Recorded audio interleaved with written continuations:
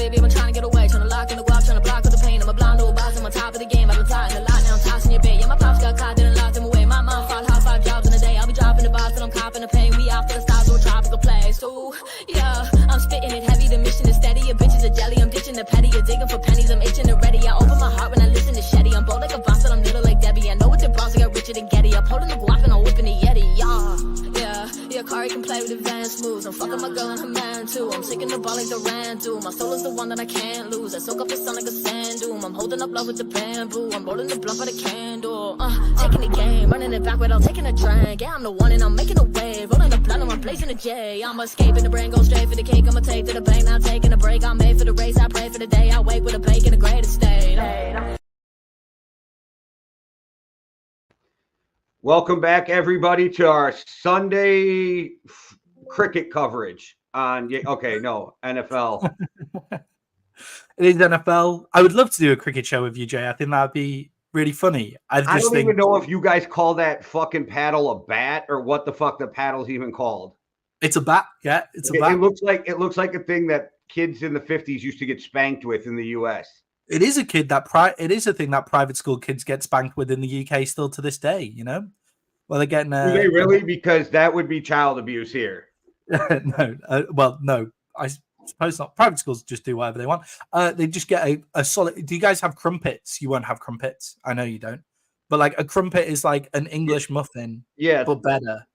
And, just burn one of those on the cheek. English muffins are ass, too, so we don't even have to get into that whole thing. Goodness, terrible. Once you eat a biscuit, who the fuck wants to eat an English muffin? Biscuits are just scones, but yes, an English muffin is softer. It's a different thing. No, a scone is not a bit. Okay, let's not a biscuit should never be like super dense and hard like a scone. No, but a scone shouldn't be super dense and hard. A scone should be light and fluffy. Anyway, we're getting off track here. This is the Yankee and the Brit, everybody. And if you haven't noticed, Jay is the Yankee and I'm the Brit. And we sometimes talk about things that are different between the US and America. But today we're going to be continuing with our NFL coverage. This is week 6. The British ass is trying to hijack the NFL, you guys. So let's start a movement against the Brits. This is our week 6 NFL Sunday pregame show. Obviously, the game in London is happening right now.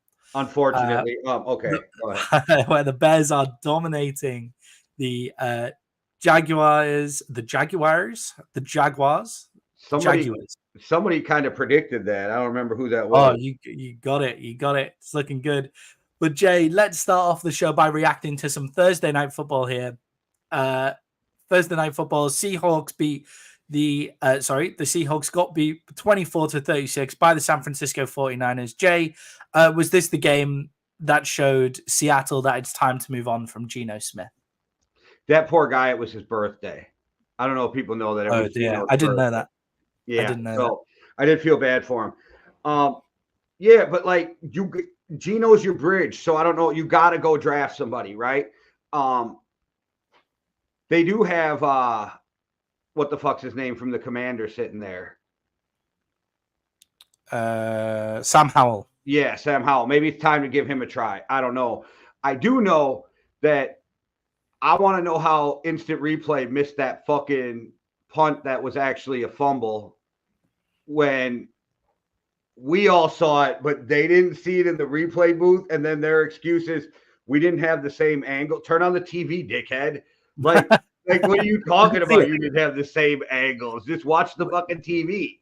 We're looking at the same thing. Yeah, like I don't know how that got missed. But that was a world-class ass whooping that the 49ers put on them. But that you had to kind of expect it because there's no way Shanahan was going to let that team go 0-3 in the division, right? Yeah, I agree with you there. And I think the 49ers might be one of the best teams from as soon as they get out to a lead. We'll talk about that. And we're not talking about how the last couple of years the 49ers started slow also. Yeah, like the 49ers have lost these almost banana peel games like throughout the past few years. Like sometimes they just lose to teams that they shouldn't do as they go through, and they just get better and better as they go through the league. A lot of it is down to injuries coming back in and those kind of things as well. They seem to always be one of the most injured teams in the NFL. But with Geno Smith, watching that game, I was just looking at it and I was thinking, like, do you know what? Today, Geno, on the offensive side of the ball, you are the problem. Like, sometimes I'm like, Geno is not necessarily the problem for this team or anything like that. As I'm watching it, I'm thinking there's lots of different issues for the Seahawks on the offensive side of the ball. But Geno there was just a period of the game where he was just overthrowing everyone high. Like, he was just throwing the ball like way too high. His first pick was he overthrew DK Metcalf by quite some way, overthrown. And to overthrow a guy as big as DK Metcalf is pretty impressive. Like, that's a high throw that you've gone for there. So he is your bridge, but I think in Seattle, people weren't treating him as a bridge. People were starting to say that Geno might just be our guy if we have a really good defense, and then we have this. We had a Keenan Allen sighting. Yeah, I thought Keenan Allen's had another big catch earlier in the game as well, but Geno, was just off the mark, and he still threw for 312 yards. He got 30 completions off 52, so he wasn't awful, but he just showed that he's not the guy. Well, and the team doesn't help him. So Lockett drops one in the end zone. Yep. DK gets one pulled back for an illegal shift, a touchdown. Yep. Like, the team didn't help him at all in that either. And there's something to be said about what's going on, because it's not just a Geno problem. It's a team problem. Yeah, and definitely. We're actually seeing issues, and it could be because it's early in the tenure, but we're seeing issues in that team we would have never seen under Pete Carroll. Yeah, it's definitely discipline issues there as well. So there is the illegal shift on DK, which it was such a stupid illegal shift as well, because it just had nothing to do with the play. Like, right call by the referees. I'm not saying it's on stupid by them. Right. Just, stupid on was it Lockett, I think, and Lockett's an experienced player who shouldn't be doing that, but he just didn't move. And then Jay, as I was saying, the 49ers, once they get out to a lead, are a great team. Like, they hold those leads a lot, apart from against the Cardinals last week. But most of the time, they hold those leads. They're a really good team because it really suits their style of play. So they're missing idea how bad Mason's injury is? I haven't seen it. From the reporting that I saw on Thursday night, they said it wasn't too serious. Okay, I've spent so much time working this week, like, I haven't paid attention to. Yeah, from the reports on Thursday, they don't seem to say it's too serious, but because that's going to hurt moving forward if it is, you know. Yeah, I can't remember the name of the guy who came in and bust the 75-yard run. Like, the other guy, the guy who came in for Mason, actually. I don't know why in my head I got Corbin, but I don't think that's right. It's not. The reason I can't remember is because it's like a really weird long name. Not weird, but you know what I mean. His name is. Isaac Guerendo. Yeah, that wasn't even close. See, Guerendo. 10 carries, 99 yards, but 74 of them came on one carry. Yeah. But yeah, that's what you've got to do in the 49ers. Like, you've got to hit the hole and you've got to make the big play, which is what he did. So that's what he said. Oh, okay. But the 49ers, once they get off to those big, once they get off to a lead, or one of the best teams. Kyle Shanahan is 26-5 when he's leading at halftime. He's now 0-38 when he's trailing by more than 7 in the fourth quarter, as well. 0-38. So once they get out to an early start, then they're one of the better teams in the NFL. And I think what you're talking about in the ill discipline. The Jags just got lucky because they fumbled, but they got it back. I'm like, this is pouring down on them. Well, yeah, they're just falling apart, aren't they? But what the ill discipline that you're talking about, when Julian Love, the safety, completely whiffs on that tackle of Deebo Samuel, like, instead of that's just ill discipline to me. Like, when I watch that, it's one of my pet peeves this season in the NFL is missed tackle. I don't mind when you have players around you going for that huge tackle to turn it over. I get that. Like, I really get that. But don't hate on my big fantasy play. Oh yeah, do you have Deebo this year? Yeah, but he was right there, and you could just see Julian Love's eyes just light up and thinking, "I'm going to absolutely smoke Deebo Samuel into next year when it would have just been better for him to just tackle him. And it's not like it's really difficult to tackle Deebo Samuel, but the fact that you've gone in so hard to try and absolutely blow him away is just ill discipline in that point, which lets the 49ers get to a 10-0 lead, and then that's it from there, isn't it? They're just running downhill, the 49ers, and the Seahawks got it close. I thought DK Metcalf nearly got his toe touch in before the half there, but it was just clipping the line and stuff like that. They were close to getting back into the game. Wearing white shoes. Yeah, that's another one of those ones where it was like, if the shoes were white, then maybe you get away with that. That's another one of the, because it was a stud. It was is that what you call the bottom of cleats? If you're a lineman and you can get away with it without it looking wild, wear the same color gloves as the jersey of the guy you're playing. That's what Julian Edelman said, that Bill Belichick would make the 49ers do, make the Patriots do as well. Yeah, right. It would look wild if you were playing the Vikings and you came out in purple gloves. Like that's you can't get away. But if it's a black or a white, like a red jersey, and your jersey's got any red in it, wear that color. Like you know. Yeah. They just threw an interception. Trevor Lawrence having the day. See, do you think the only reason that Doug Peterson doesn't get fired this week is because they're stuck there for a whole week till next week to play? Oh, yeah, I think they won't be. I don't think they'll be firing him this week. I think they'll probably fire him next week. Yeah, but you think if they were going home, he's getting fired? Yeah, he's getting canned on the. He's like not they're getting gonna start calling this the like England curse or some shit. Like you could because you get the bye week, go home. Because you get the bye week afterwards, right? A lot of the time, I think it's because of your country, but you know, just a nice depressing gray place where just everybody just gets fired. Where NFL coaches go to die. That's your new motto, England, where NFL coaches go to die. That's it. Yeah, so ill discipline in that Seahawks game. Maybe Geno isn't the guy there. And look, the 49ers are good. What? Do you have Cole Kmet? I have him nicely tucked up on my bench, yeah. Oh, he just had another huge play. That's why. And the guy's even a long snapper right now. So I'm very, very aware as to what Cole Kmet is doing this week, because the same happened last week. Because I put him on my team last week, and Kyle Pitts went off, sat on the bench. So I'm just gonna leave it. I'm just gonna leave it. It's okay. It's fine. It's fine, Jay. It's fine. I'm only playing against the Canadian, and if you lose to the Canadian, you should have to pay a fine and stuff like that. So it's all okay. It's all fine. I'm not. I lost to him the last game of the season last year. It hurt.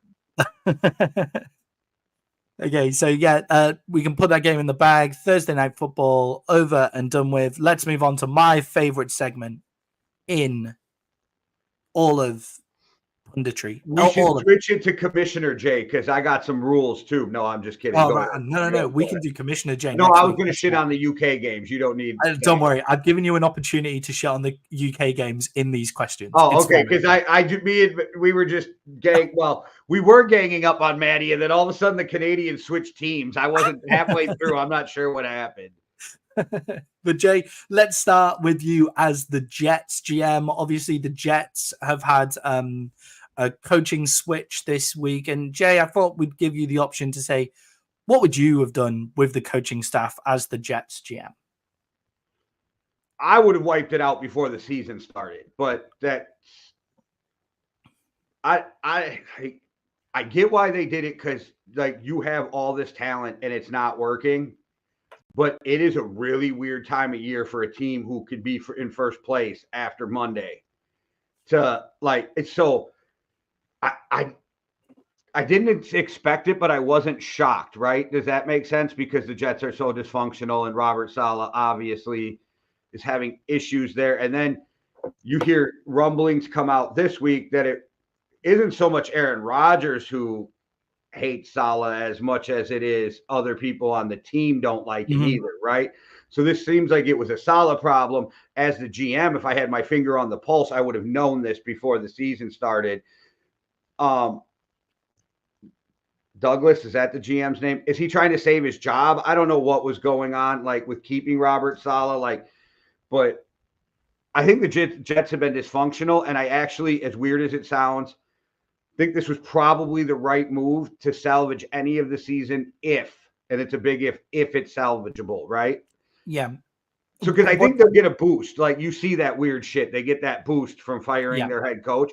Can they sustain it? I actually think if any team can sustain it, it's this one because of the talent level. But it's still, you got to show me, right? Because the Jets have never given me a reason to give them the benefit of the doubt in any situation since Rex Ryan's been there. Yeah, I like the guy that they brought in as well. I like Ulbrich. Ulbrich seems like the right Coach guy. Brick, I like that they Coach call him Brick, Coach Brick. Yeah, Coach I love. Brick, he I don't know seems why. like- Love it. He seems like the right kind of guy to come in and stable the ship in the same way that Antonio Pierce was for the Raiders, but now as a guy to stable the ship, we'll see how Antonio Pierce does as an actual proper head coach. Not to go too far in the left field, I kind of feel like Devontae Adams is not helping AP in the Raiders get that ship righted, which doesn't help when your best player is not on board with you. Yeah, right. I feel like Aaron Rodgers and them are going to rally around Coach Brick, which will be different than. But again, they rallied around AP last year, so I don't know what happened in the offseason. Yeah. It's starting to feel to me that's a Devontae Adams thing, though, because we saw it at the end of his time in Green Bay, too, like unhappy. So maybe, and I'm not saying he's a disgruntled, like bad player, but it seems like this might be with the Jets. You have so much talent, though, and if you can get the right guys, like yes, you can name a handful of guys. There's 6 guys, 7 guys on that team. If they get behind him, the rest of the team will fall in line. Yeah. What do you think of them holding Nathaniel Hackett is still the offensive coordinator, but doesn't call any plays and is demoted to play cards? What do you do with that? I think Nathaniel Hackett showed that he is a class dude from not forcing his way out, doing whatever he can to help that offense. And I think this just strengthens Nathaniel Hackett for another job after he gets fired. Like, I'm not saying he'll be an offensive coordinator or head coach, but he definitely was a great quarterback coach for a lot of years. And yeah, I think it'll help him like show what kind of class he is and get him another job. Because if that's me, I'm probably like, you got to fire me because this is going to be miserable if you don't fire me. Yeah, with his experience and the quarterbacks that he's coached, he's going to be a great quarterback coach for someone, right? He's going to be an excellent quarterback coach. Whether that could be whether that's with a team or whether that's setting up his own like clinic for college quarterbacks and for college quarterbacks and all of that kind of stuff, which is a really big money thing right now. But if I'm the Jets, I'm almost wanting Nathaniel Hackett to be out the building just because I think it's a bit weird. But if he's doing a good job there and he's keeping vibes and stuff like that, then fine. Doesn't that depend on Hackett, though? If he just comes in and handles it correctly, he can be an asset in this, right? Yeah, exactly. Yeah, exactly. You can't go away from his offense because it's too late. You can't just bring in a new offense. So having him there for I forget the new play caller's name, to bounce ideas off him because it is his offense, in theory is good. It's in practical use what happens, right? Because it's a weird, awkward situation, and I thought they would fire Nathaniel Hackett. So I think it's a little dysfunctional on the Jets' part, but I give Nathaniel Hackett all the credit for being the human that he is. Yeah, because Nathaniel Hackett, let's be real, the offense was the problem. It wasn't the defensive side of the ball. So you're getting rid of Robert Saleh for his head coaching ability, but then the offense should really be going, which it does look like the offense is going, but in a much more calm way, right? Instead of like just getting rid of it straight away. But Jay, we're now making you the GM of the Jacksonville Jaguars, which is not a job that many people want. So sorry about that. Will Doug Peterson be coming back to Jacksonville? Should he sell his house now in Jacksonville and just buy an apartment in London? If he loses next week too, to the Patriots, I don't think he's coming. It's hard to fire a coach off of a win, right? Like, you look weird. So if they can pull off that win, he secures his job for another week at least. If you come back on a 2-game slide, and I don't know why I feel like being that the owner of your team is big investment in England and in Hotspot, is that it? Hotspot Stadium? Hotspurs. Yeah. Tottenham Hotspurs. Oh, can I just do bird or some shit, right? Yeah, can I just do a quick announcement to Americans? When people are covering this, it's been so funny because people are saying the home of the Hotspurs, right? Which is like not what we would say, just because it's like the Chicago Bears, the Jacksonville Jaguars. We don't like do that.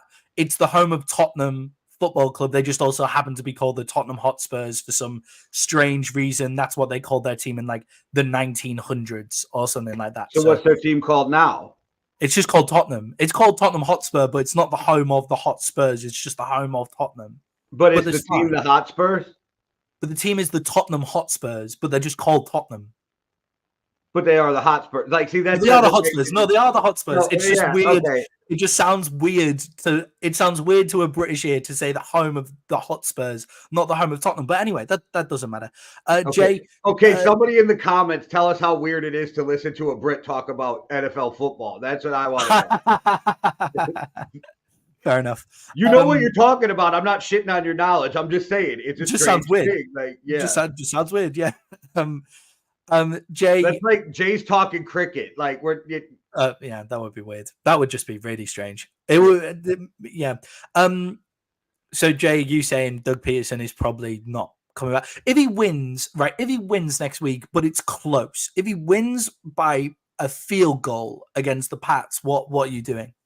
I just think it's hard to fire a coach coming off a win. That's where it gets weird, right? So yeah, do you throw in the towel and say we need a spark right now as the GM? You're in a division that was winnable, but with your record now, you're going to 1-5. Like, no shade, but your season's over after this game. Like, you're not making the playoffs, right? So it's pretty impressive. It would be pretty impressive to make the playoffs in 1-5, and that would be the division to do it in, right? That would be the division. You're not getting rid of Trevor Lawrence, so Doug Peterson is the obvious choice to go. Yeah. And it is time for Doug Peterson to go. But I also, as weird as it sounds, think Doug Peterson was the right dude to take that job after 100%. The whole Urban Meyer wild shit. Yeah, 100%. And the more you watch, I don't know how many people are watching the Hernandez series that's out. They don't portray Urban Meyer as the greatest dude in that show either. So, like, there's some weird shit that has to do with Urban Meyer. So I think that really hurt the organization. You bring in a guy like Doug Peterson to try to stabilize it. But I almost feel like the NFL's kind of passed Doug Peterson by too. Like, we're getting to a point where coaches are getting passed by the changes in the NFL, where the coaches used to dictate the changes. You know what I mean? Yeah. And guys like Zimmer, it passed him by because he couldn't understand the open up offense that you needed in the NFL. Doug Peterson doesn't seem to understand like the modern defense, like to go against it. I don't know. It's weird. And I like Doug Peterson, so I think it's sad. You know, like, and this is a guy who's proved he can coach. He won a Super Bowl. Like, he's a good tone setter. Doug Peterson's a really good tone setter in the NFL. I think like, so. If you want to change culture, then Doug Peterson, bring him in. You need a guy like Slowick or Johnson, or like we've named these, and he doesn't get any love because KOC, but Wes Phillips is another guy that nobody's looking at for the Vikings, their offensive coordinator. He was with McVay. He's been with KOC. He's offensive coordinator. Granted, he doesn't call plays except in the preseason, but like, that's a guy maybe because KOC didn't call plays before he came to Minnesota. You know, like, do you need a new fresh mind with, like, you got Trevor Lawrence and you're just wasting him away. Yeah, 100%. And it would be a good job. I think Jacksonville... I'm firing Peterson if they lose, and I'm even considering it as GM if they win. But yeah, I think if they win against the Patriots, but they don't look good. I think they should fire him today. Yeah, I think it's just a weird thing to do while they're, but anyway. No, that's why I think they should do it. In London. Like, it'd be wild. Like, you get to fly back from England on your own. Have a good day, Doug. Yeah, it's a weird thing to do while they're in London as well, to fire him today. They're in a weird situation because they should win against the Pats despite Doug Peterson, right? So we'll see. We'll see where they get to. They better win too, because I don't mean to like beat a dead horse, but you and I were having a debate about parity in the NFL. Yeah. They get to play 2 games in a row in London. 2 games in a row. Has to help, right? So if you lose to the Pats after that, that's wild. Yeah. I suppose the one silver lining is the Pats are flying from Boston, which is the closest city. But like, come on, like you're getting a whole. The Pats are wild too, because they're like, you know what we're gonna do for the London game? We're gonna start Drake May. Yeah, we're gonna start. We'll get on to Drake May. I'm not gonna go down Okay. that rabbit hole yet. But Jay, your final task is GMJ. You've actually been promoted. You've been saving up all of your pennies from your GM jobs, and you've bought the Jacksonville Jaguars. I I'm don't know pinching how. coppers. What? I said I'm pinching coppers. You've been pinching your coppers. You've just been bringing everything. You haven't gone to the flashy lifestyle of other GMs. You've been saving, right? But you've bought the Jacksonville Jaguars. Jay, are they moving to London? If it's on the table, are the Jacksonville Jaguars moving to London? No, they just redid that whole stadium. No, but they put tons. But I could see 10 years from now if they can figure out the logistics of a division. But that's the thing is you could, and we don't need to get into that, but you have to start thinking, do we do 8 games away and then 8 games home? Yeah. Or like, how do you do it? Maybe. I think the more reasonable thing we're going to see is when it moves to 18 games, like they're talking about, you're going to see all 32 teams playing one game over there. Well, not necessarily England, but out of the U.S. Munich, Brazil. We're just out of the U.S., right? Because it can be Germany, it can be South America. They've done Canada before, so like they did one in Japan, that is crazy. Like that is actually they want to figure out how to get one to Australia, which I think is going to be very hard. But yeah, I think they're going to figure it out. Being that is it 2 Olympics from now, you're going to see Australia has it, and then you're going to see flag football being a big thing. So I think before that, they're going to figure out how to get an NFL game there. So I think that's coming. Yeah, I think it's coming as well. I'm not sure a franchise in London would necessarily because that was the big talk when we first started these London games, a franchise in London. I don't necessarily think that is the best idea. I don't think it's the best way of doing things unless you can have multiple franchises over here, like a European division, if you really want to do that. Would you have stuck all that money into Jacksonville Stadium if that was a near plan, is what I'm looking at. No. Like if they wouldn't have spent that money, I could see it happening. But because they spent that money, and you know how billionaires squeeze a quarter till the eagle screams. Yeah, so, and that's a great saying. And Jacksonville as well. Jacksonville actually has quite a passionate fan base. It's just a small market, but the people who love Jacksonville out there, like love the Jags, like they turn up every single week. Like it's not necessarily one of the most empty stadiums that you see, like the Jacksonville Jaguars stadium. And I think they are the one team where it's okay for them to play like a game, maybe 2 games away from home in London, because then all their other games are so much more precious, and it seems the stadium is more full now that they have that as well. But I could be wrong, and if I am wrong, somebody correct me in the comments, but I believe Jacksonville is the second smallest market in the NFL behind Green Bay.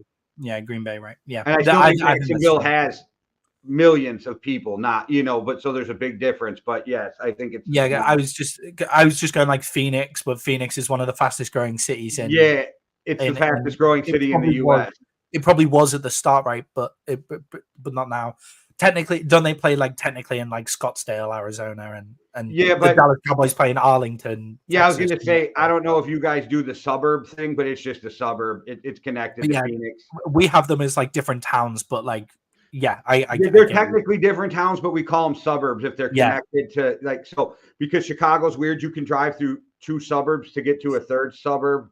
Yeah, it's like connected. you guys, when you're counting the population of a city, you count the whole metropolitan area. Well, it depends how they word it too. So like Chicago, is it Chicago we're doing or the Chicagoland area? Like it's weird. Yeah, we do the same with London, but everything else is different. But the city of London is tiny, and then like everything else is like technically so anyway, it doesn't matter. Great. That's my favorite segment that we do, and that is my favorite segment in football is when we put GMJ on the stand to fire everyone to do some GMs and just sack Doug Peterson in between London games. Hire a British coach for a game. That'd be funny. If I was truly an owner, I would have to have a GM talk me down.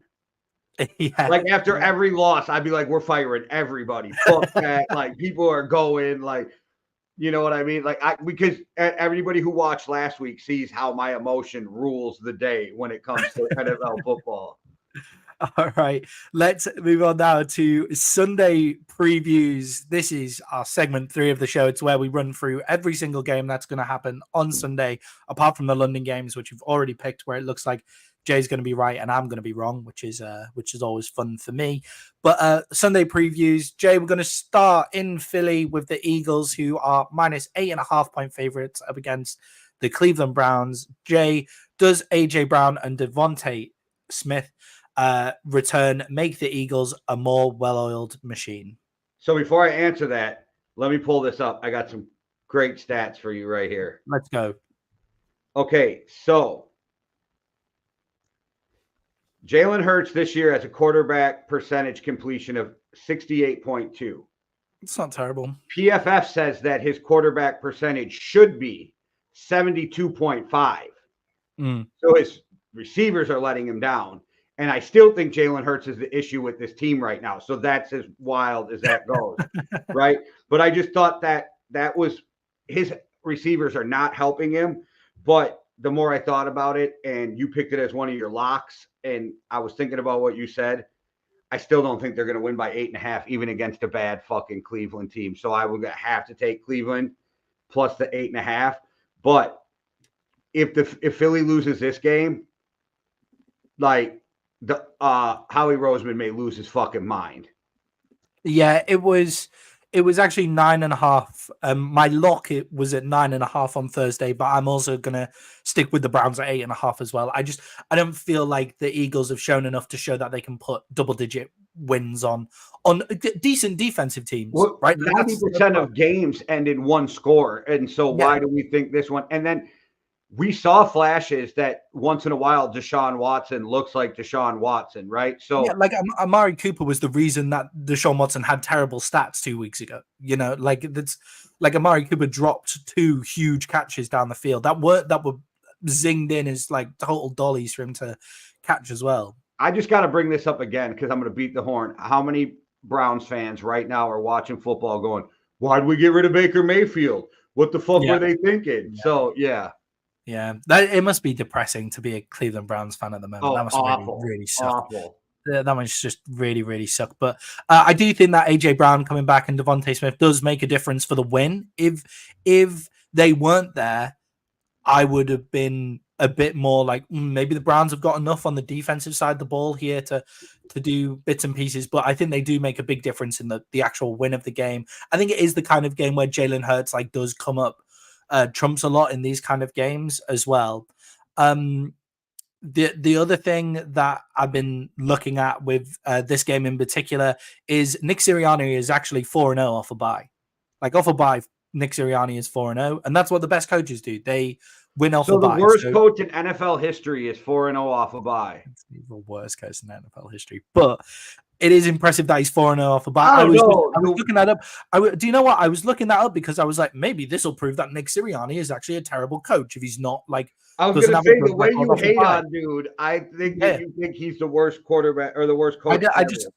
I went and looked for a stat to absolutely bury him with, and it turns out he's brilliant off a bye, which is great. Yeah. I feel like Nick Sirianni's like one kid you have that you always have to defend. Like I always feel like I'm having to defend Sirianni for some reason.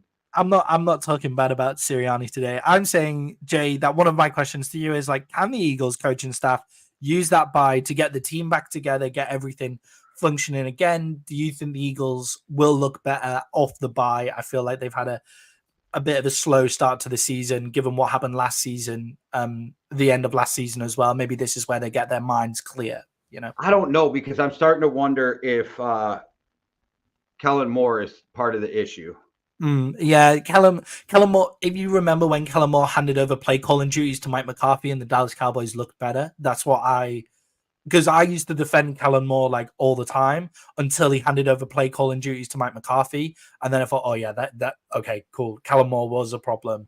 So when the Eagles fans have been saying, oh yeah, Kellen Moore, I was like, one, you've been slagging him off for the entire time he's been in the NFL because he's been a Dallas Cowboys coach. And then he was coaching at the Chargers, who were terrible. And two, when he handed over to Mike McCarthy, it made him look like more of the problem. As well. So I'm not sure what they've got there. I do think they're going to win this game. And I think one of the most interesting battles, Jay, is that ESPN's third-ranked pass blocker is going up against ESPN's third-ranked pass rusher in Lane Johnson going up against Myles Garrett. They will play on different sides of the offensive line, which is a shame. But Lane Johnson basically means that they can double team Myles Garrett on the other side because Lane Johnson can just lock down Zadarius Smith on the other side of the ball. Yeah, this will be one of those fucking games where I take the fucking Browns and the points, which is fine. I think the Eagles are going to win, and the Eagles end up losing this fucking game or something, right? This will be one of those games. Yeah, it would be a weird one, but yeah, we're both on the Browns there just because of the size of the point spread. Jay, we'll move on to the Pats versus the Texans in a game I'm not sure many people outside of Boston or Houston are going to be watching. But Jay, did the Pats jump the gun with bringing in Drake May? See, I will be watching this game just on that point. Yeah, absolutely. Yeah. I am with Dan Orlovsky when I'm like, this kid needs to sit more than a year. Yeah, maybe he'll prove me wrong. It's not even necessarily the needing to sit more than a year. It's should your first game be against the Houston Texans and then your second game is in London, right? So that's what he's been put into here. And you have the worst offensive line in the league and probably the worst weapons of wide receiver in the league. And your running back has been ruled out, which Ramondre Stevenson has been ruled out for this game as well. So what the fuck? And also, Jacoby Brissett, I don't think was the problem. Like, I don't think Jacoby Brissett was the problem there. I think he actually looked okay. Like, you know. Okay, I said this at the beginning of the year, and I'm not saying I've been proven right yet, but I already said I don't trust Gerard Mayo. I don't. So, I think it's a really interesting call. I think it's a bit shit on Drake May to be brought into this game. But Jay, the Texans are missing Nico Collins here. Can Tank Dell and Stephon Diggs pick up the slack here?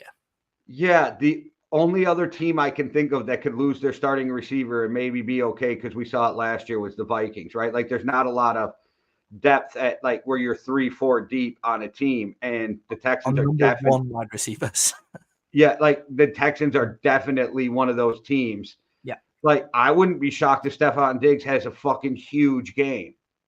Yeah, I think with this game as well, the whole time, I think Tank Dell and Stephon Diggs were going to have to pick up slack as well, because it would just be Christian Gonzalez is going to track Nico Collins the entire game. So now you're just down to Christian Gonzalez has to pick one of those two to be tracking the entire game, and then the other guy is going to have to go off go off big as well. And this ain't a shot at Nico Collins, but one of the greatest things that Stephon Diggs does is not only is he fast and shifty, he runs great routes. Like, he gets separation. So I think that if you're going to highlight him, because he hasn't been the number one, Nico has, right?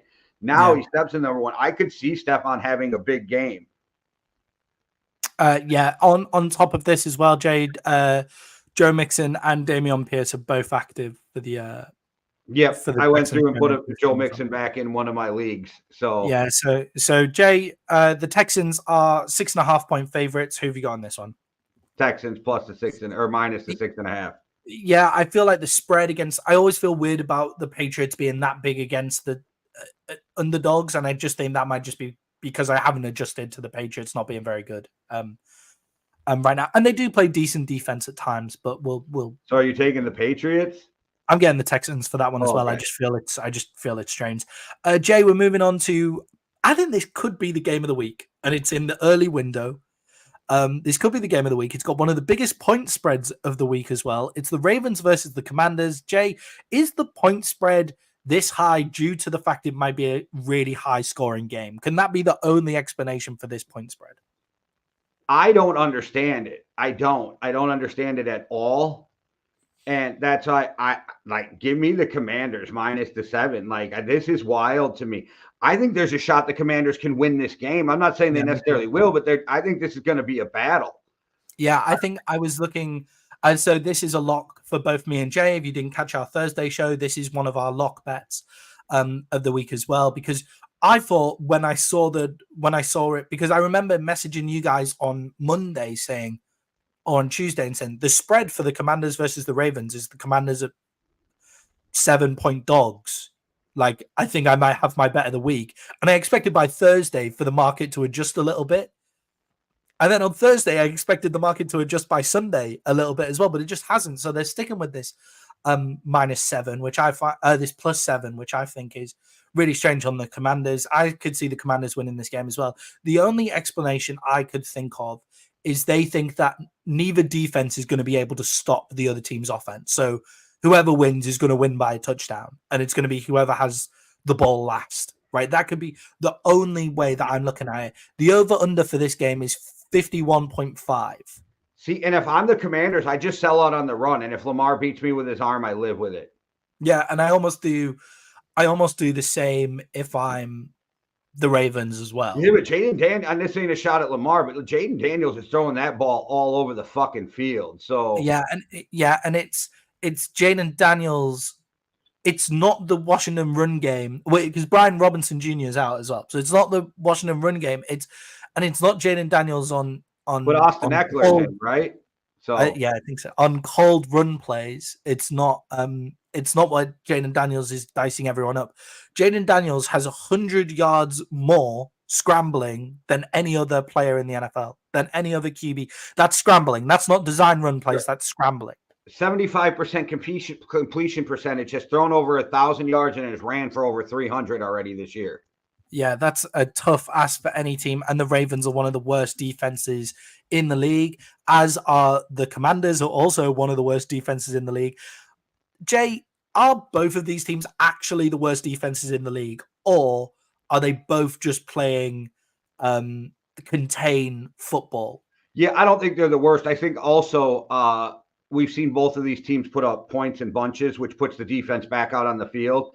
So, like, if you look at stats, the Vikings have one of the worst pass defenses in the league, but they have a ton of interceptions. They don't give up points. They have the best run defense in the league. Yes. As well. So it's like, yes, you have to throw on the Vikings because they shut your run down and they're always in the lead. So, like, there's arguments to why these stats are skewed the way they are. You know what I mean? Because I think that when I watch these teams, I don't automatically think to myself, oh, this defense is shit. Right. Yeah. And with the worst defense in the league, you feel like when you watch the game, you're like, oh, like today I'm watching the Jaguars and I'm like, man, this defense is shit. Yeah, like this defense like just isn't good. Yeah. And also we'll react to that at the end of the show. Stay tuned for our reactions to the London game because it's getting close to finishing now. It's been game over for it's been over for a half. But yeah. It's been over for a long time.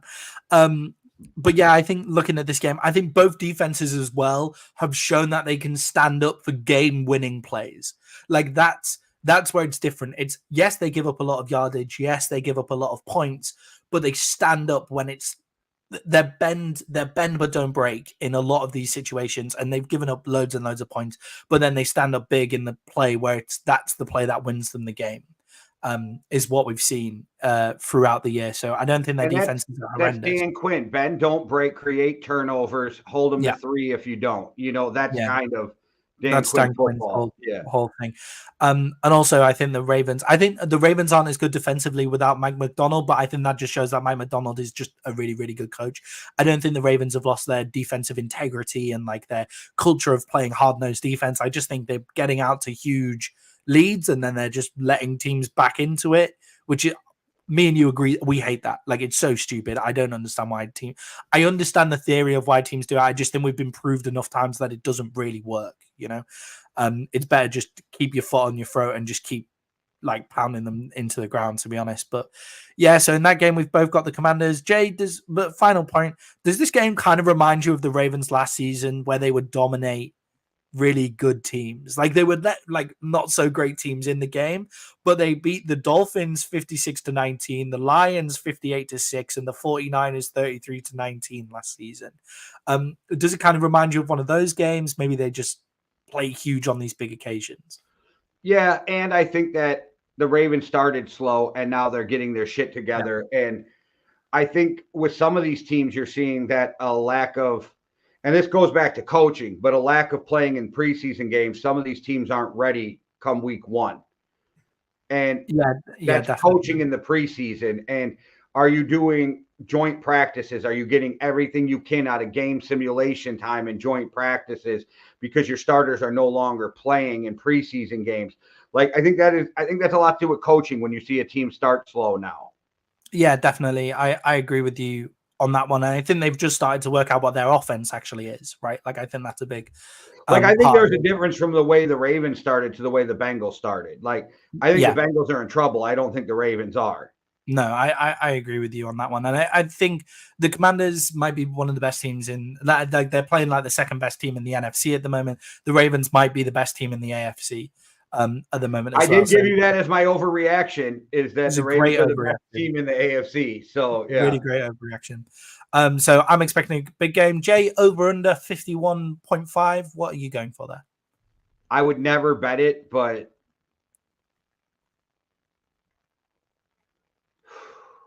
I'm going over, but I don't know why. I wouldn't touch it, but I'm going over. I think this will be like a 30 points to 33 point game. Like, that's what I'm looking at. I think the Ravens will win by 3 points. I think 33 there's a shot the Commanders win this game. So I think there's definitely a shot, which is why it's crazy that it's a -7. Like, it's just crazy because there's a shot. Okay, Jay, moving to just outside of your house, basically, the Packers are playing the Arizona Cardinals. The Packers are -5.5 favorites. Jay, Cardinals disrespected? yeah, because I think the Cardinals are going to win this game. Yeah, I agree with you on that one. I think the Cardinals have every chance to win this game, and I think if a team has a chance to win the game, I think a 3-point spread is more where I'm at.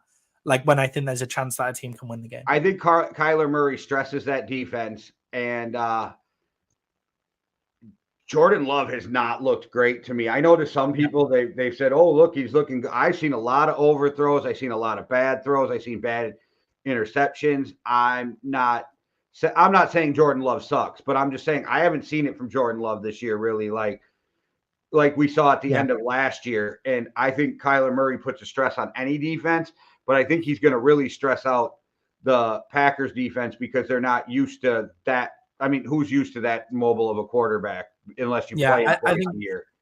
I think with Jordan Love, that can be his playing style as well. Like, the game against the Cowboys in the playoffs, every single throw off the back foot he made immaculately.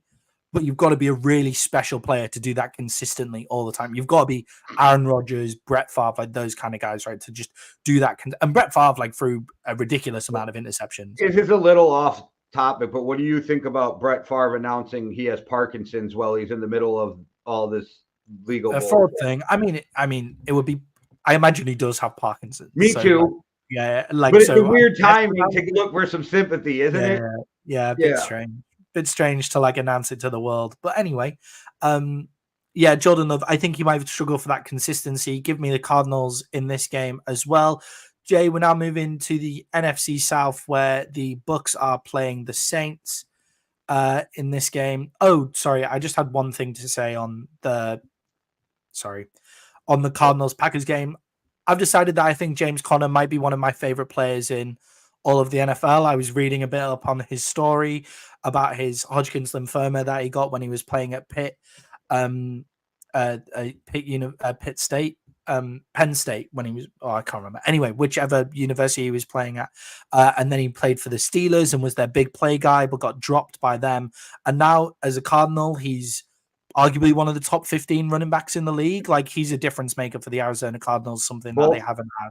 Both running backs have an amazing story because if you go look at Josh Jacobs, he was homeless.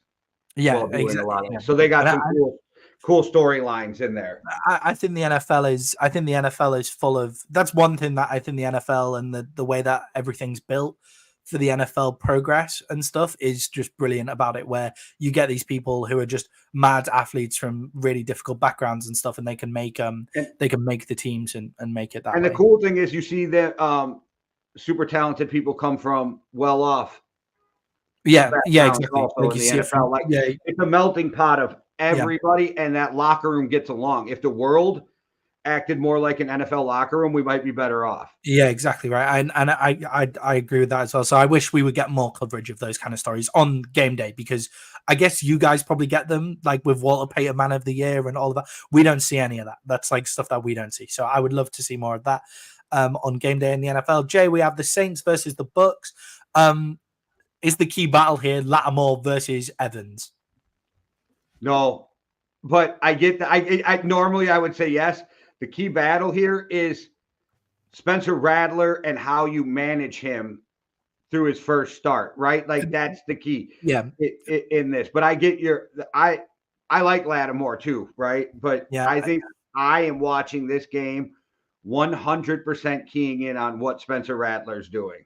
Yeah, I think with that Lattimore Evans rivalry, I think it's one of the most intense cornerback wide receiver. There's always punches thrown. I remember I was listening to a podcast where they were talking about a joke on they took a bet on each other on punches thrown, like over under punches thrown, Mike Evans and Lattimore, which I think was the two most gangster matchups you'll see with Lattimore is Evans or Stephon Diggs. There's always been like, and I don't mean on the field battles. I mean real battles with these dudes. Like it feels like they don't like each other as well. Like that's really the Saints and the Vikings don't like each other, and the Saints and the Tampa Bay Buccaneers don't like each other. So that's exactly. I think it's like I think that is one of the key battles because it's also Baker Mayfield's go-to guy. Right. I agree it's one of the, but for me, I think it's how you manage Spencer Rattler. That's right. What does Spencer Rattler bring to the Saints, Jay? What do you think he brings? That's more athletic ability.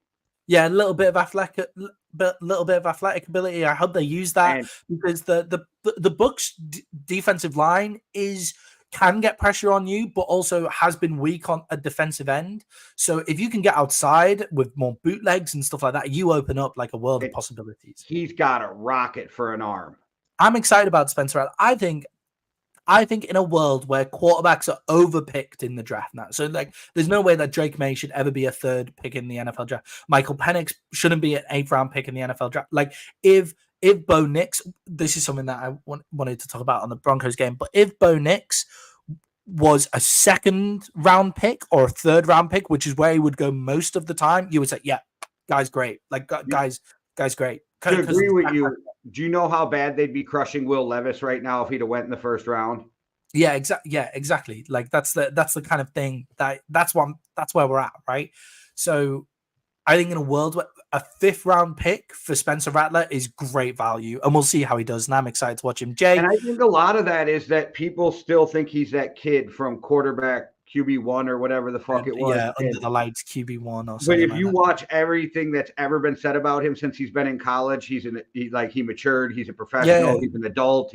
He's a leader. So I think it's going to be exciting to watch because he doesn't even have to play outrageously great for us to see something that makes him, he might be Derek Carr's replacement. Yeah, like we can have and he doesn't have to be. The other thing is he doesn't have to be Derek Carr's replacement for the Saints. Like that's the thing. Like they might want to just keep Derek Carr, but there are other teams in this league who desperately need a quarterback.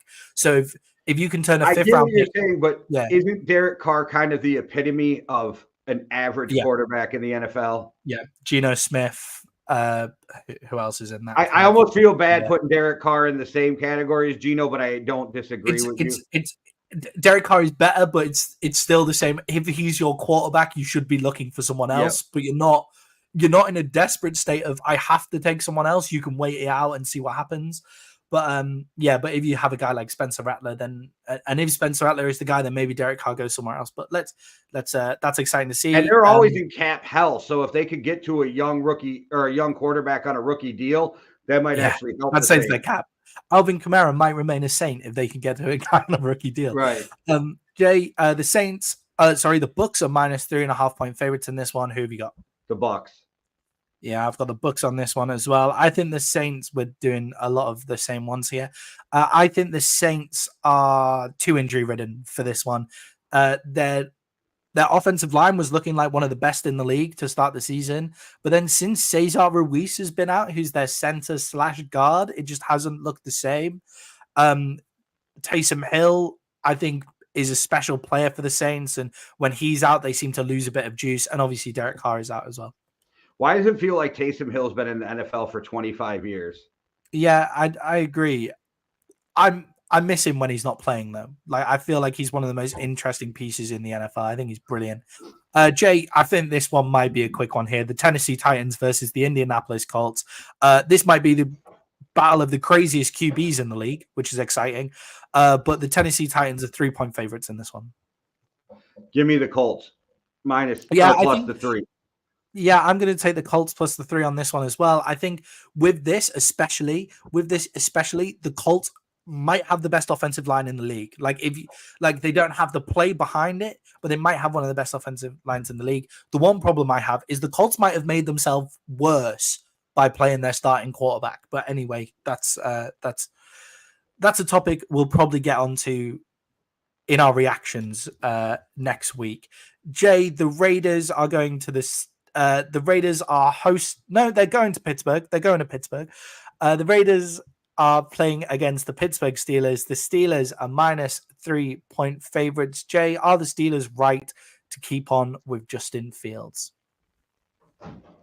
Yes, but now that I picked up Russell Wilson, I don't care who they switch to. I just need to make sure I have a quarterback moving forward.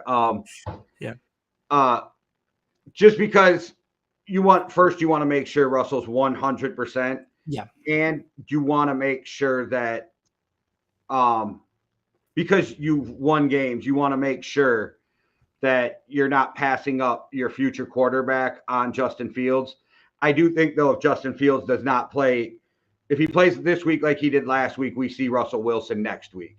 Yeah, I think Fields, in the way that he's playing at the moment, plays a really nice brand of complementary football for the way that the Pittsburgh Steelers want to play the game. We've been doing this for 3 years. 3 years of every show, bringing Smoke comes in, bringing Som K, comes in. No, it's bringing Smoke. It is Smoke. Yeah. Every year. Love it. But Justin Fields, I think he plays a really nice form of complementary football for the Steelers, but it just means the Steelers defense always has to play well, which isn't necessarily what you want from your QB. But I think it's okay for now to keep on going with that. And Jay, are the Raiders right to bench Minshew? Yeah, like you're already in disarray. Like, make sure that Aiden O'Connell, that's right? Yep, Yeah, Aiden O'Connell's not.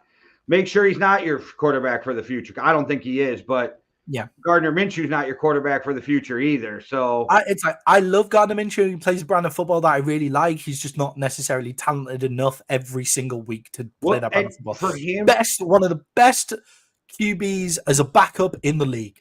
He could definitely be a good starter too if he was on a team that had pieces around him, but the Raiders don't have pieces around him. Like he was one of the dudes. If Kurt left the Vikings, I was like okay with if he was the bridge quarterback, right? Because he reminds me of Case Keenum.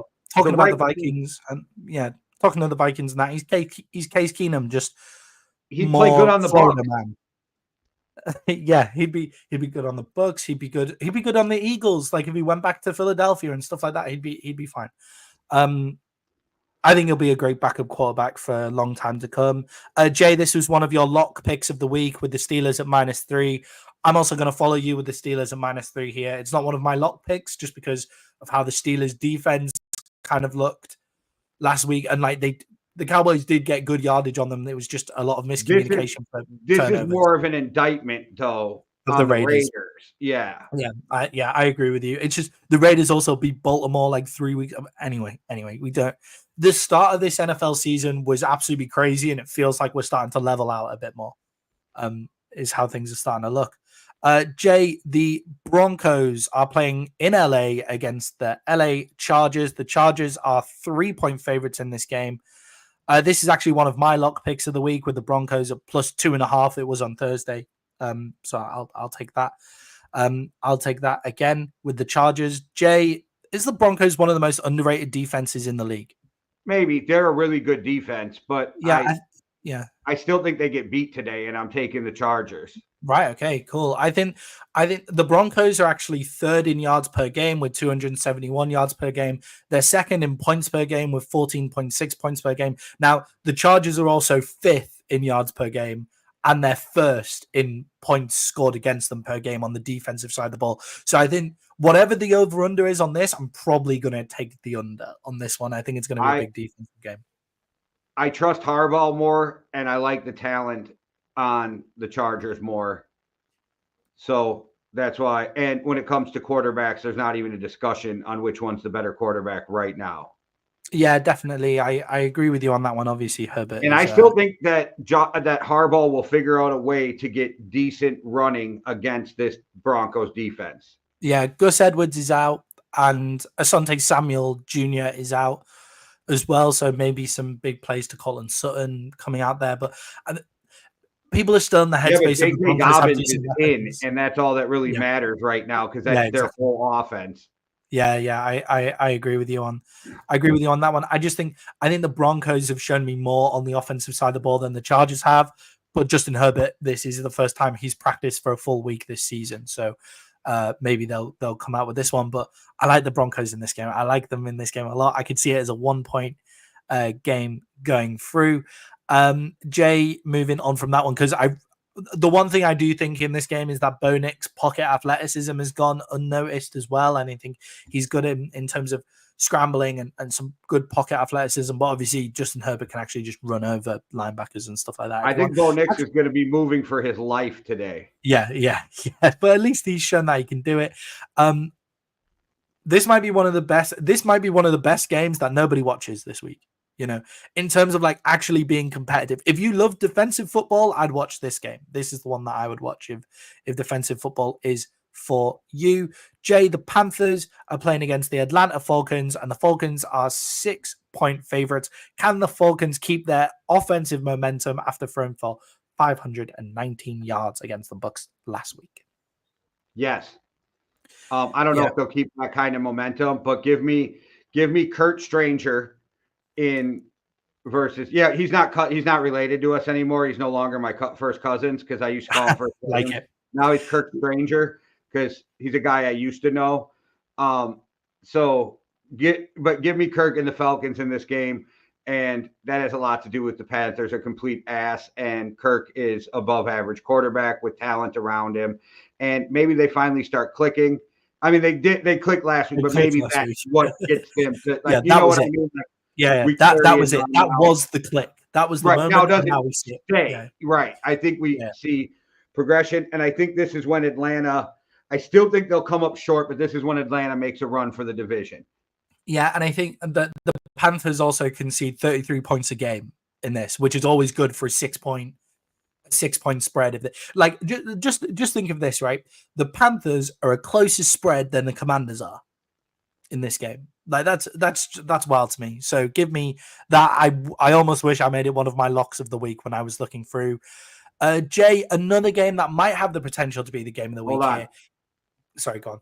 No, you're going to talk Cowboys and Lions right now, and I'm going to start this off, right? So Cowboys, Lions, -3.5 for the Lions.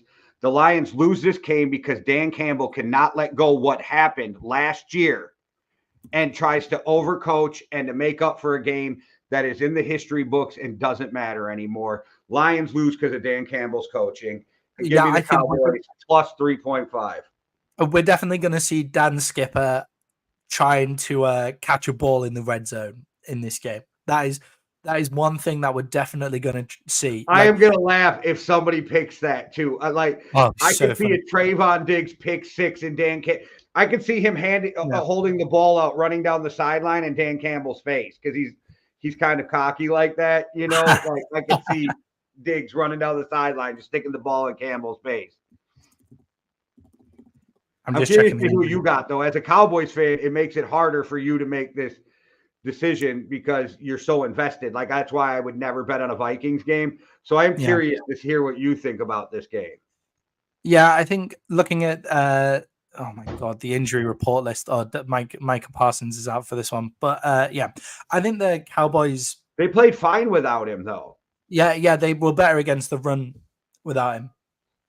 I think the Cowboys in this game, I think looking at it, I think this is the exact kind of team that the Cowboys will play badly against. The Lions' run game compared with with an addition of the pass game with an incredibly accurate quarterback out of the backfield as well. But that's why I said last week against the Steelers. So I think the Cowboys are good for this game. I think it's going to be a much higher scoring shootout kind of game than people are expecting that it's going to be. But actually, with that being said, the Cowboys are actually 23rd in the league in rush yards per game so far this season. They concede 135 yards on average, but in the past 2 games, they're actually first in the NFL, only conceding 59, which kind of shows how bad the Cowboys were against the run in those first few weeks, right?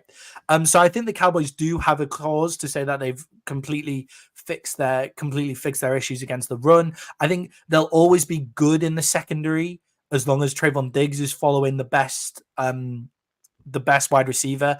And I think Carlson, the rookie cornerback who played quite well in the first 2 weeks in coverage, I think he's back as well. So there is that.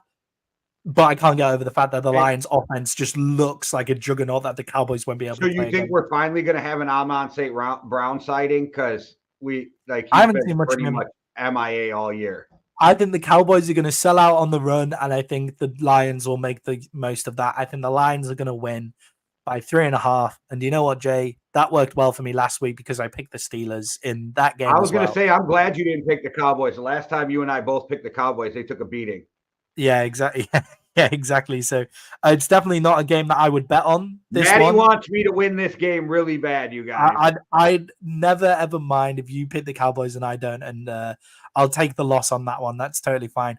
But yeah, I think it is important to note in this game for the people saying that the Cowboys are just going to get run over is the Cowboys are actually much better against the run in the past 2 games than they were in the first 3 games, which it's also important to say that was against the Steelers and the Giants, but both of them are run heavy offenses. So, Jay, can the Cowboys O-line hold up against Aiden Hutchinson in this game? Terrence Steele and Tyler Guyton is unspecified as whether he's going to play. So let's see. Oh my God, Eric Kendricks is out as well. Just chip it. Well, Eric Kendricks runs like a 7.6 40 now. So he's got the 3rd most tackles in the NFL this season, Eric Kendricks. Yeah, when you're a linebacker at the your middle linebacker at the 2nd level, has the 3rd most tackles. That's more of an indictment. But he's the 3rd. I feel like any middle linebacker in that defense would be up there right now, though, is kind of my point. It's definitely not like Eric Kendricks thing, but all you got to do is chip Aiden Hutchinson. That's it. Just chip him. Yeah. Chip him with a receiver, chip him with a running back, chip him with a tight end. Don't ever let him come off the line clean. If Dak is smart enough to get the ball out in less than 3 seconds, just chip the fucking guy. The one time that Dak held on to the only times that TJ Watt was in the backfield destroying things was when Dak held on to the ball for too long, which Dak should be able to hold on to the ball for a longer amount of time to make some plays downfield. It's not Dak's fault that he's trying to make a play downfield, but just know that your tackles aren't feeling incredibly comfortable at the moment. And Tyler Guyton might be out, which means Tyler Smith will be at left tackle, which is actually a plus for the Cowboys this year. I feel like Tyler Guyton is definitely a project to work on for the future. I think he could do with being moved to right tackle just for a little bit, just to see what we've got there, because Terrence Steele hasn't been the same. But that should be a really interesting game. It should be a good one. Jay, the Giants are playing against the Cincinnati Bengals. The Bengals are minus 3.5 favorites. And Jay, are the Giants actually a decent football team? No, I agree with you on that one. I think they've had a few close games against a few teams. I think they trade Dexter Lawrence before the trade deadline. I trade him high. Get him at that high value point. Yeah, I like that as well. Jay, this was one of your locks of the week where the Bengals, you pick them at minus 3.5. I'm also going to take the Bengals at minus 3.5. And Jay, our Monday Night Football game is the Buffalo Bills at minus 1.5 point favorites against the New York Jets. Do the Jets get an interim coach boost? And why is Josh Allen still allowed to play in this game? Because he was cleared from concussion protocol on the sideline. Yeah, the guy was didn't know where the fuck he was knocked out, but he was actually knocked out. Yeah, definitely give me the Jets in this game. I think they get the boost, and I think they're going to come out pissed off that they've had to be the center of media attention all week. Yeah, I also think I'll take the Jets in this game for, yes, the coach boost, but I also think they'll actually run the ball more against the Bills, and the Bills have really struggled against the run so far this year. They've been dominated by big upfront play. And I know you can't change the offense a ton, but you can be more creative with what you got. And I think that's what we'll also see with the Jets is you'll see more creativity inside of the system they already have built because of the new play caller and everything going on. And I also think you won't see Aaron Rodgers buck the system this early into a new play caller. He's just going to come in, do what he's supposed to do. I'm not saying he won't audible or call because that's what he should do. Yeah. But he is going to come in and he's going to let the play caller make the play calls. He's going to run the system. And Aaron Rodgers is a smart guy. He knows that if they want to go anywhere this year, he has to lead from the front right now, especially, right? So he has to be the raw guy, not the – I think you'll see – because Aaron Rodgers is notorious for bad body language when shit happens, right? Flipping the fucking chin strap.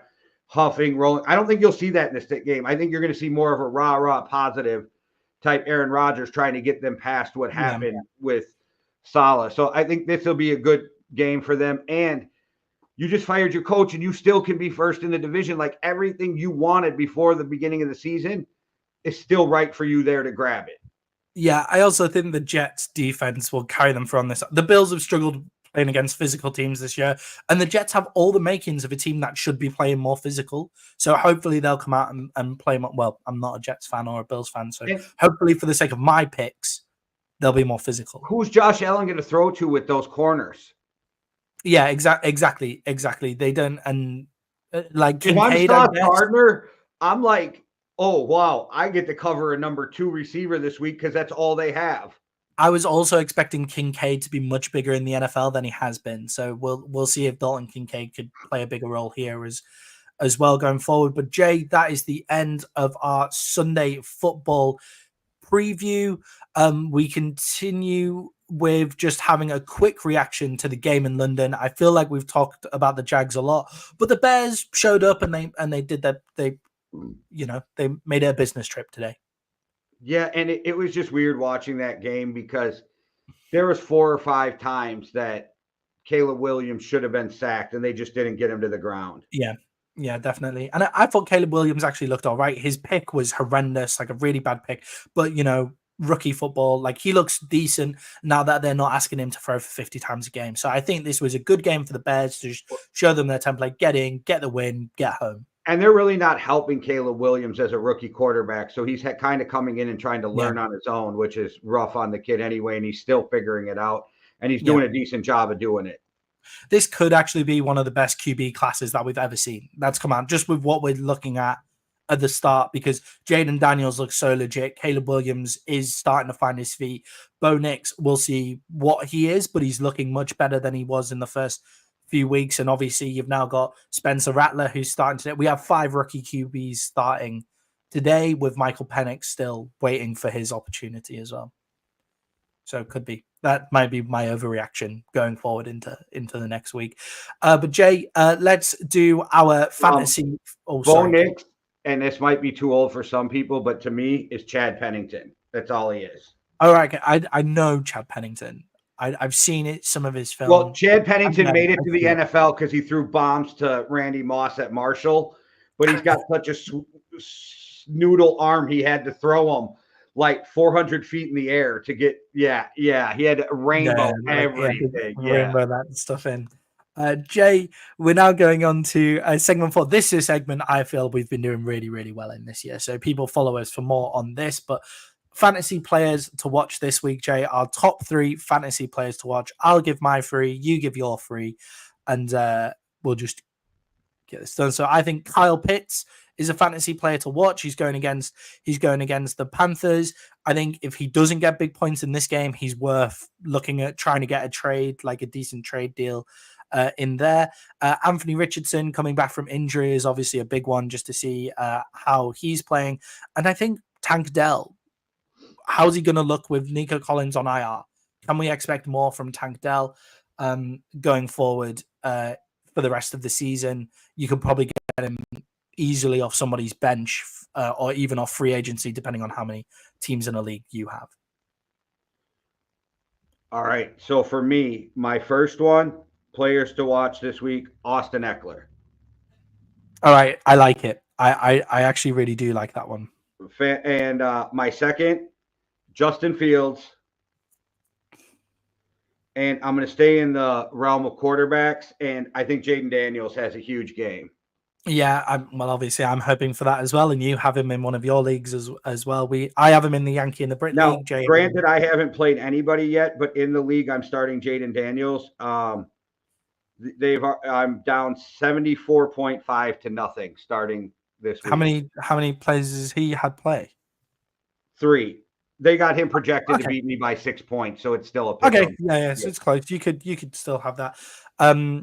Yeah, I like those picks. I think that Justin Fields is a particularly interesting one going into this week because he's either going to be the starter for the season going forward or he's not. Like, that's how we're looking at this game. So he's a really, really big one to have to see. Let's see if I can share that. Okay. And Jay, before we head out here, I'm just going to see if I can share my screen because I have a graphic, but let me. And leave it to the fucking Bears to put up all those points. And Santos, the kicker, only gets me 4 points in fantasy. Because they're all extra points. Yeah, it's like you fuckers. I had to put him in because my kicker's on a bye. And yeah, that's so rough. I don't know if you guys can see this. Let me see. All that red is buys. Yeah, I've got all of my running backs are on buys this week. So I have 6 players on buys. Yeah, let's see what we got going on here. We might be moving on. And that's in the Yankee and the Brit League. I have 6 players on buy this week. I think I have a few. I think I have 4, maybe 5. I do feel like though after this week it makes my life so much simpler. Exactly right. I'd say I don't mind getting all my buys out of the way really early on. Jay, just to finish off, I've got the Brits picks, which is my power rankings going into going into week 6 now. Obviously we're a few games through week 6, but at the top of the power rankings, Jay, we've had a switch where the Vikings are now at number 1. That, but I like it. Yeah, the Vikings are thank you. That's what I was trying to do. We have a switch here where the Vikings are at number 1 in my power rankings with their win over the Jets. The Jets have beaten. The Vikings have beaten the Jets, the 49ers, the Packers, the Texans, and the Giants. That's their win thing, so it can't be anyone else. Kansas City in at 2. We'll see if Kansas City click after their bye. We'll see where they're at. I've still got the Washington Commanders in at 3. I think they've given us every reason to think that they're real this year, and I think they're really young and talented compared to the team that they're playing against who's at 4. If this game is close and the Commanders still play it close with the Ravens, and I mean 3 points, like 3 points more, they will still be my power rankings above the Ravens this in the next week, because I think they have more places to go and the Ravens are playing at home. Texans at 5. 49ers have dropped to 6, even though they got the win. That's because I was so impressed by the Texans being 4. I have to ask, what made you put the 49ers above the Lions? I'm not saying you're wrong, but what was your thinking? Yeah, I think the 49ers have clicked. I think that win against the Seahawks showed me that they've clicked enough on the offensive side of the ball. And they have so many injuries. They're still winning with all of those injuries. The Detroit Lions are at 7. The Falcons, with their win over the Bucs, jump up to 8. The Bills at 9. And the Buccaneers in at 10. And that, everybody, is the Brits picks for this week. And that, everybody, is the show. 4 minutes to go before kickoff. This is where we'll leave you. We hope you enjoyed the show. Jay, send us out like you always do. All right. I hope you have a good day. Enjoy the football. Thanks for watching. One world, one love. Deuces. Cheerio.